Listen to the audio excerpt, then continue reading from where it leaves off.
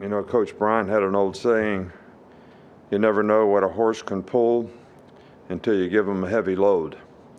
So we obviously have a huge challenge, pretty heavy load in terms of playing on the road against a good team.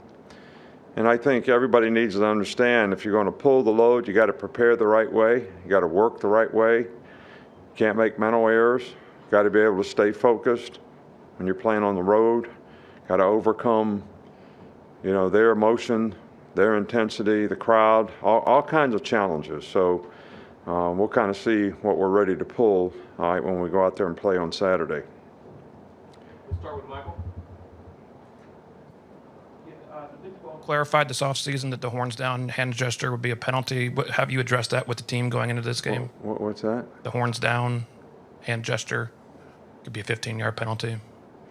I have not addressed it with the team, but I appreciate you letting me know that. So, you know, we got a lot of other things we need to really worry about. But I think that's a good thing for me to go over with the team, so I appreciate that. Come on the right with Chase. Coach, last week you mentioned that Cam Latu is going to be returning to practice. How has he looked since he's gotten back? Good. He's doing well. 100%. Runs well, moves well. You know, practiced quite a bit last week. Thought he needed another week of practice. So, you know, this will be his first game, so it'll be a little different for him than some of the other guys who got to play last week. But from a health standpoint, we think he's, you know, ready to go. Stay on this side with Charlie. After looking at the film, just what did you see from all four corners, and what maybe more do you want to see from them moving forward? I think everybody needs to focus on, you know, improvement. You know, each week there's new challenges, new things, new patterns, new things to match up. Who can do that the best? Who shows the most maturity? Who can stay focused? Who can play with the most consistency? So that's always the challenge at every position, and it's certainly the challenge for those guys at corner. Go back to left with Nick. Yeah, you talk about preparing for everything that's going to come on Saturday. It's supposed to be 90 degrees for most of the day. The players have mentioned, you know, taking sodium shots. I guess, in what ways are you guys preparing for, you know, cramping or just the elements of the weather for the game? Well, we do just about everything we can. You know, we give guys hydration tests and tell them on a daily basis, you know, are they fully hydrated? Do they need to be hydrated? You know, we use IVs for some guys who have, you know, really bad problems in terms of how much they sweat. It's 90 degrees here every day, so we're managing this every day. It's not something that's new, you know, for us to have to deal with. So, but I do think that part of preparation is what you do off the field, how you hydrate, how you eat, how you sleep, how you rest. All those things are really, really important when you're getting ready to play in difficult circumstances, difficult conditions, you know, and the heat certainly creates a difficult circumstance, no doubt. Up front here with Nick. What stands out to you about Texas's offensive line?